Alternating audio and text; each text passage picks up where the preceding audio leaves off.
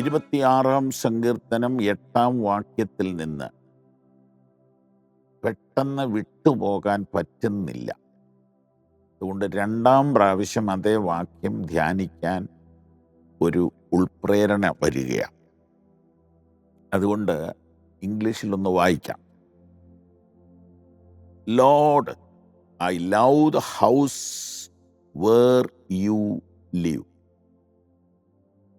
I love the place where your glory is.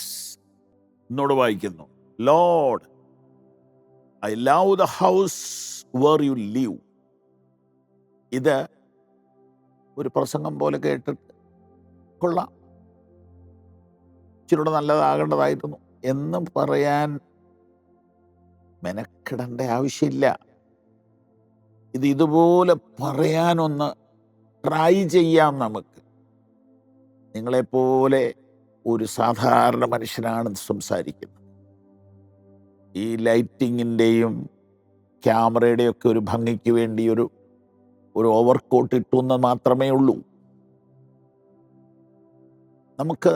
നമുക്കിങ്ങനെയൊന്ന് പറയാം. Lord, I love the house where you live. എൻ്റെ ദൈവമേ, അങ്ങ് വസിക്കുന്ന വീടാണ് എൻ്റെ പ്രിയ ഭവനം. Sweet home, beautiful home, where you live there. എൻ്റെ ദൈവമേ, നീ അവിടെ താമസിക്കുന്നു എന്നതാണ് എനിക്ക് ആ വീടിനോട് ഇഷ്ടം വരാൻ കാരണം. ബഹുമാന്യനായ കാനമച്ചൻ ഇപ്രകാരം ഒരു വാക്ക് പറഞ്ഞു. അദ്ദേഹം ഒരു തത്വചിന്തകനായിരുന്നു എന്ന് പറയാം, ഫിലോസഫർ. അദ്ദേഹം പറഞ്ഞത് ഇങ്ങനെയാണ്: ഞാൻ ചെല്ലുന്ന സ്വർഗത്തിൽ യേശു ഇല്ലെങ്കിൽ എന്നൊരു ചോദ്യം ആരോ എന്നോട് ചോദിക്കുന്ന പോലെ രാത്രി തോന്നി. ഞാൻ എഴുന്നേറ്റിട്ട് പറഞ്ഞു, ഞാൻ ചെല്ലുന്ന സ്വർഗത്തിൽ യേശു ഇല്ലെങ്കിൽ ഞാൻ അവിടെ നിൽക്കില്ല. സ്വർഗത്തെ സ്വർഗമാക്കുന്നത് യേശു ക്രിസ്തുവിൻ്റെ സാന്നിധ്യമാണ്. നരകത്തെ നരകമാക്കുന്നത് പിശാചിന്റെ സാന്നിധ്യമല്ല, യേശു ക്രിസ്തുവിൻ്റെ അസാന്നിധ്യമാണ്. പിശാചിന്റെ സാന്നിധ്യമുള്ളിടമെല്ലാം നരകമാണെങ്കിൽ നമ്മൾ നിൽക്കുന്നിടത്തൊക്കെ നരകമാവും. കാരണം അവന് ഇവിടെയൊക്കെ ഇപ്പോഴും ചുറ്റിക്കറങ്ങുന്നുണ്ട്. യേശു ഉണ്ടെങ്കിൽ അവിടം സ്വർഗമാണ്. നിങ്ങളുടെ വീടിനെ നിങ്ങൾക്ക് സ്വർഗമാക്കാം. എങ്ങനെ? കർത്താവിൻ്റെ സാന്നിധ്യത്താൽ. Lord, I love the house where you live. I love the place where your glory is. അങ്ങയുടെ മഹത്വം എവിടെ ഇറങ്ങുന്നു അവിടെ കിടക്കാൻ എനിക്കിഷ്ടമാണ്. ഹല്ലേലൂയ, സ്തോത്രം, സ്തോത്രം, സ്തോത്രം.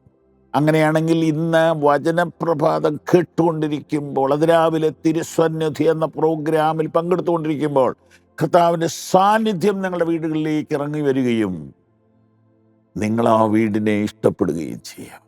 ഒരിക്കൽ ഒരു കുറ്റിക്കാട്ടിൽ ഒരു കല്ല് തലേണിയായി വെച്ച് യാക്കോബ് എന്ന ഭക്തൻ കിടന്നുറങ്ങി. ഒരു സ്വപ്നം കണ്ടപ്പോൾ ചാടി എഴുന്നേറ്റ് പറഞ്ഞു, ഈ സ്ഥലം എത്ര ഭയങ്കരം! ഇത് യഹോവയുടെ ആലയമല്ലാതെ മറ്റൊന്നല്ല.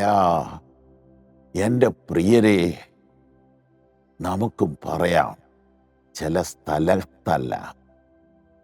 സ്ഥലത്തല്ല കേട്ടോ. പിന്നെ എവിടെയാ?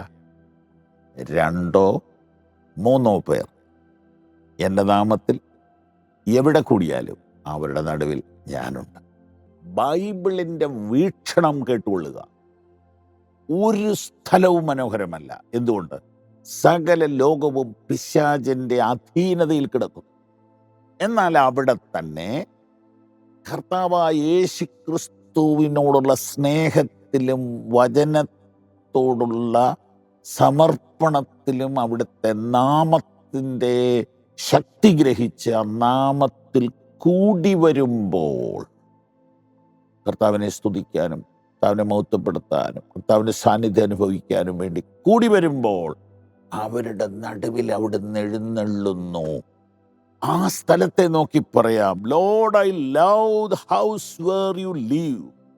I love the place where your glory is.